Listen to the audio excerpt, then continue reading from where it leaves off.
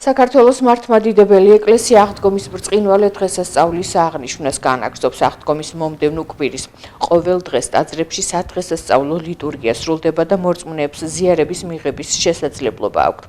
ბრწყინვალე შვიდეულის კვირა ორშაბათს საფლავთა კურთხევით დაიწყო, ხოლო დღეს ივერიის ღვთისმშობლის ხატისა და 1616 წელს გარეჯში წამებული ბერების ხსენების დღე აღინიშნება. ბრწყინვალე შვიდეულის სამშაბათ დღეს არის აღესრულება ივერიის ყოვლადწმინდა ღვთისმშობლის ხატის დღესასწაული. ეს იმ ხატის დღესასწაულია, რომელიც ისტორიულად ათონის წმინდანთაზე მდებარეობს და ქართველთა ივერთა მონასტერში არის.